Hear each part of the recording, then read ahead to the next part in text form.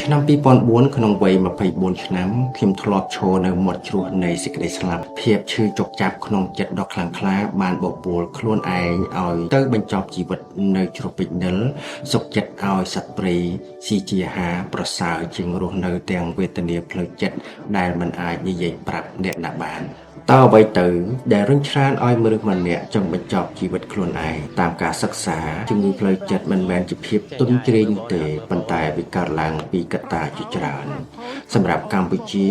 ស្រមោលនៃសង្គ្រាមនិងរបបខ្មែរក្រហមបានបន្សល់ទុកនូវរបួសផ្លូវចិត្តបន្តជំនាន់ឆ្លងអំពីពុកម្ដាយមកកាន់កូនចៅនេះហើយជាមូលហេតុដែលយុវជនជាច្រើនមានអារម្មណ៍ថាជីវិតរបស់ពួកគេគ្មានន័យឆ្នាំ2004នោះគ្រឹះនៃព្រះចេតិយបានចាប់ផ្ដើមកសាងឡើងក្នុងវត្តព្រះឫស្សីតាមភាសាបាលីបរមៈគឺដ៏ប្រសើរខ្ពង់ខ្ពស់រីឯចេតិយៈ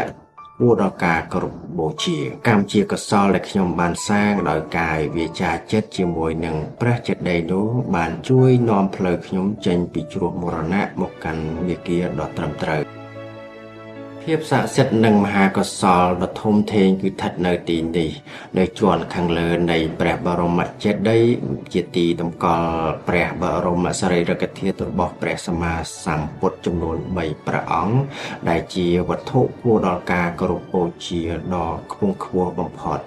រីឯជាន់ខាងក្រោមវិញជាបេះដូងនៃព្រះធម៌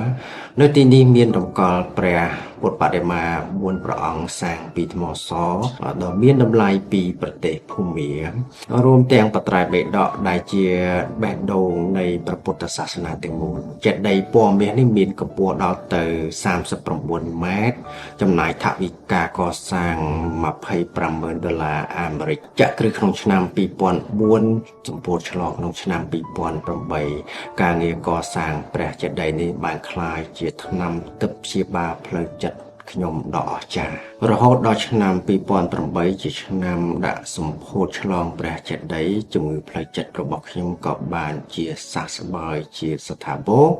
ខ្ញុំបានបញ្ចប់ការសិក្សាធម៌វិន័យក្នុងវត្តព្រះឫស្សីនិងបន្តការសិក្សានៅពុទ្ធិកសាកលវិទ្យាល័យព្រះសីហនុរាជសាកលវិទ្យាល័យបញ្ញាសាស្ត្រនិងសាលារបស់អ្នកអង្គការវិជ្ជបណ្ឌិតមេងលីជេគួចនេះសបញ្ជាក់ថាឲ្យតែយើងមិនបោះបង់ដើរផ្លូវមាគ៌ាដ៏ប្រសើរជីវិតនឹងផ្ដល់នៅរបស់ថ្មីឱកាសល្អឲ្យយើងជានិច្ចប្រសិនជាបងប្អូនកូនក្មួយកំពុងស្ថិតនៅក្នុងស្ថានភាពងងឹតដោយខ្ញុំកាលពីមុនសូមកុំទាន់បោះបង់ខ្លួនឯងចោលក្នុងគំនរសម្រាមឬក្នុងជ្រោះ